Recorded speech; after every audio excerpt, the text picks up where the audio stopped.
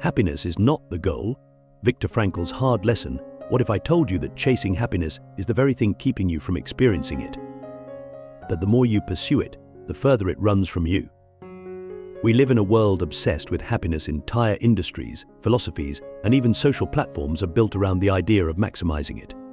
From morning routines and self-help books to dopamine hacks and life coaches, everything screams one message: be happy. But what if that message is not just misleading, it's dangerous? What if the pursuit of happiness is not the path to fulfillment, but a detour from it? Viktor Frankl, a Holocaust survivor, psychiatrist, and philosopher, didn't just question the pursuit of happiness, he rejected it. And what he discovered in the darkest corner of human suffering might be the most important lesson we've forgotten: happiness is not the goal. Frankl lost everything: his family, his home, his freedom. He was imprisoned in Nazi concentration camps, forced to endure unimaginable cruelty. Yet in that place, surrounded by death and despair, he made a discovery that would redefine the way we understand life itself. He saw people who had nothing, no material comforts, no status, no future, still find moments of meaning, of dignity, even of peace. And he saw others collapse under the weight of hopelessness. What made the difference? It wasn't happiness, it was purpose. Frankl realized that when life becomes unbearably hard, the question is not, how do I stay happy? It's, what am I living for? Click subscribe to this channel to get more profound insights. This flips the entire modern conversation on its head. Because we've been taught to believe that our emotions are the compass, that feeling good means we're on the right path, and feeling bad means we're off it. But Frankl would argue the opposite, that suffering is not always a sign of failure. Sometimes it's the cost of living a life that matters. Sometimes you suffer precisely because you're doing something meaningful. But think about it, was your most meaningful moment also your happiest? Or was it the moment you pushed through pain, doubt, or fear to do something that mattered? We confuse comfort with meaning. But comfort is passive. Meaning requires effort, and effort often hurts. This is the truth we don't want to hear. Happiness is a side effect, not a destination. It's what happens when you forget about yourself long enough to serve something greater. It's what shows up when you stop asking, how can I feel better? And start asking, what is worth suffering for? Frankl called this the will to meaning. He believed that our fundamental drive is not pleasure, not power, not even survival, but to find meaning in our existence. And that meaning is not given to you. It must be discovered, created, and earned. Let me ask you something. What would you do if you knew you wouldn't be happy doing it, but it would deeply matter? Would you still do it? Would you still show up? Would you still love, serve, create, protect, if there were no guarantee of joy? If your answer is no, then maybe you're not chasing life, you're chasing a feeling. And feelings are fickle. They rise and fall with the weather, your hormones, your inbox. But meaning, that's something you can stand on. It gives you an anchor when the world falls apart. It gives you a why that's stronger than any how. Frankl saw that those who survived the camps weren't always the strongest or happiest. They were the ones who had something to live for: a child, a future, a belief, even a manuscript hidden in the lining of their coat. And here's the kicker: it didn't have to be something grand. It just had to be real. That's what we're missing. We're looking for happiness in the big, the shiny, the viral. But meaning often lives in the small, the quiet, the personal. A promise you keep, a person you protect, a truth you live out even when no one's watching. So here's the dilemma: if you make happiness your goal, you'll constantly be disappointed. Because life doesn't always cooperate. People fail you, plans fall apart, suffering comes.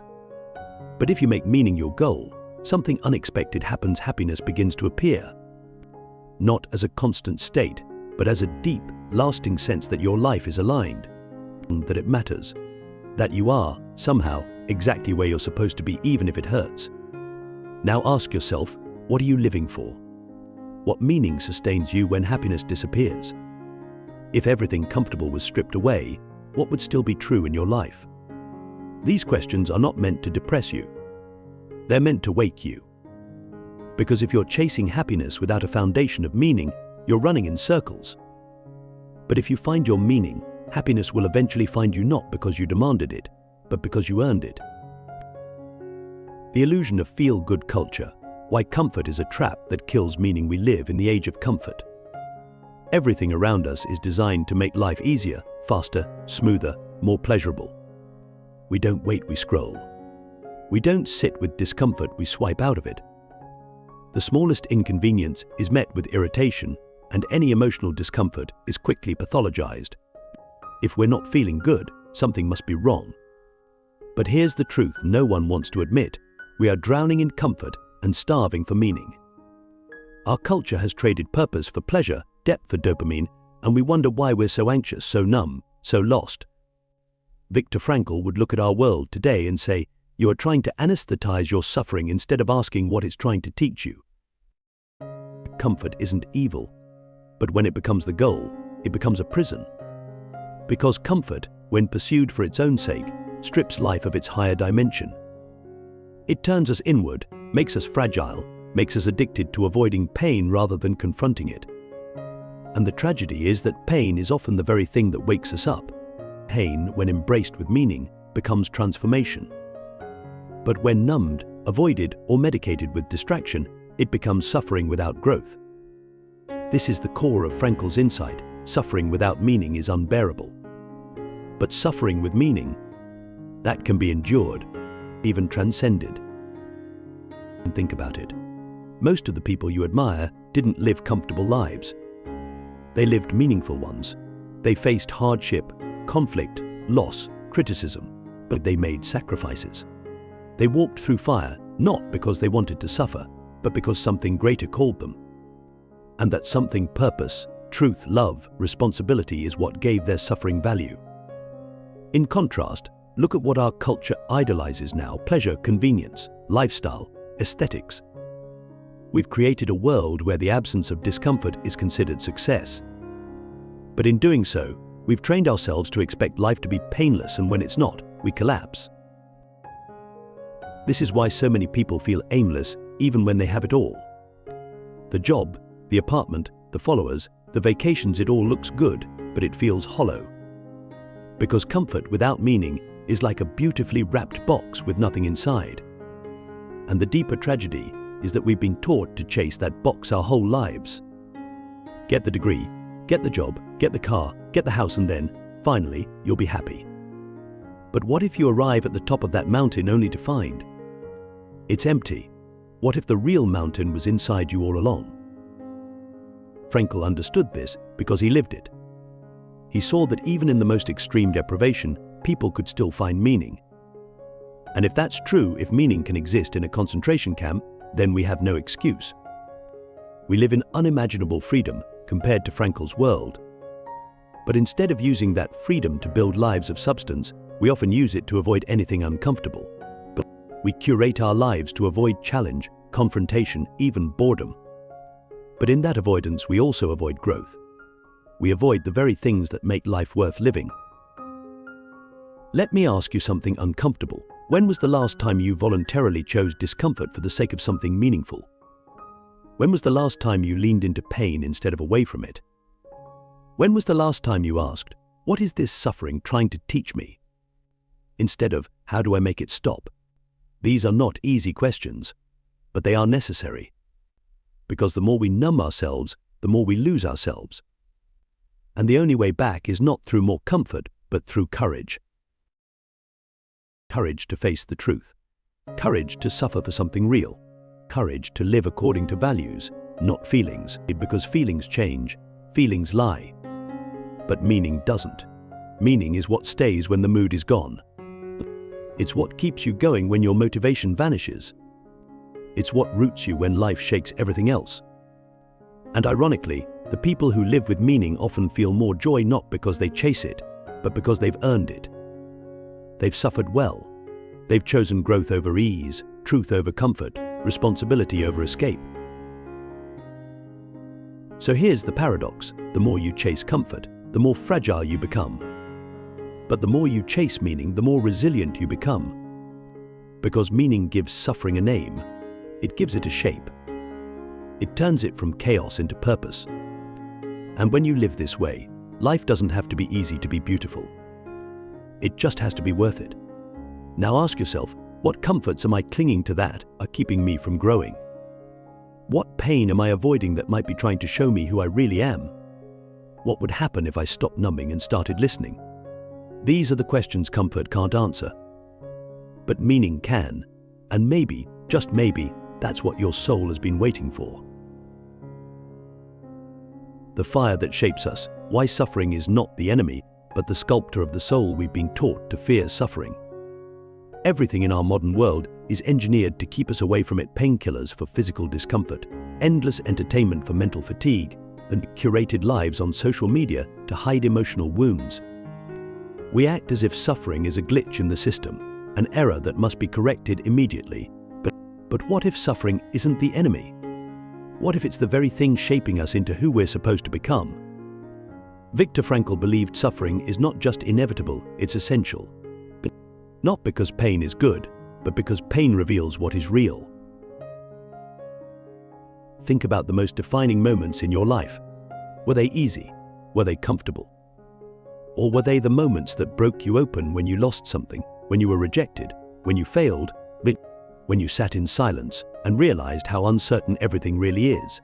Those moments hurt, but they also carved space inside you for something greater. They stripped away illusions. They demanded answers. They forced you to confront the foundations of who you are. That's what suffering does. It burns away the superficial. It humbles the ego. It reveals what you actually believe, not what you say you believe. And that's why Frankl saw suffering not as something to eliminate, but as something to redeem.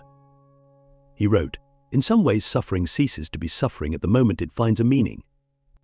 This isn't just poetic, it's profoundly practical. When you're in pain, you can either let it crush you, or you can ask, what is this trying to teach me? What is this asking of me? What part of me needs to die so something new can be born? These are not easy questions, but they're the only questions that can turn pain into power. We often talk about growth as if it's a choice. But real growth, the kind that transforms your character, usually comes when you have no choice. You're dropped into the fire, you're stripped down, and in that raw, unfiltered state, you meet yourself. Not your curated self, not your confident self, but your actual self, the one who's afraid, the one who's unsure, and the one who still hopes. And if you stay there long enough, if you resist the urge to numb or escape, something begins to shift. You realize that suffering didn't destroy you, it revealed you. It showed you where your strength actually lies. That's what Frankl saw in the camps. People who suffered meaninglessly, who lost all sense of purpose, collapsed.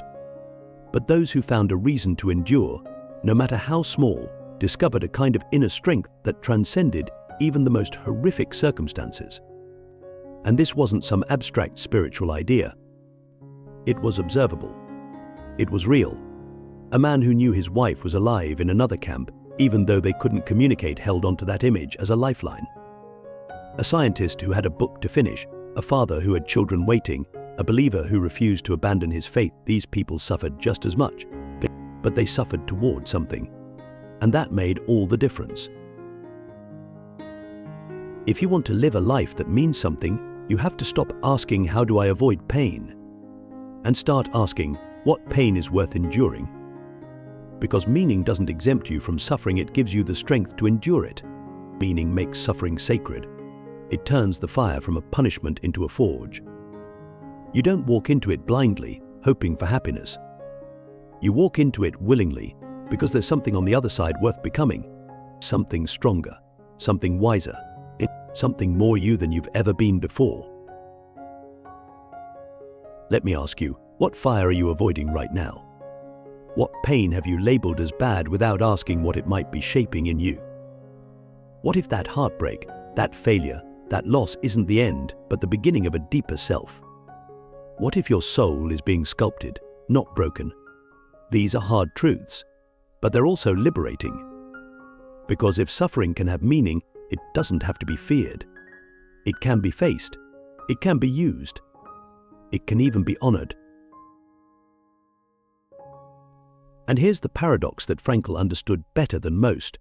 The people who embrace suffering with meaning often radiate more joy than those who avoid it at all costs. Not surface-level joy, not performative positivity, but a kind of deep, quiet, resilient joy that says, I've been through the fire, and I'm still here, and I know who I am. But that kind of joy can't be faked, it can't be bought. It can only be forged.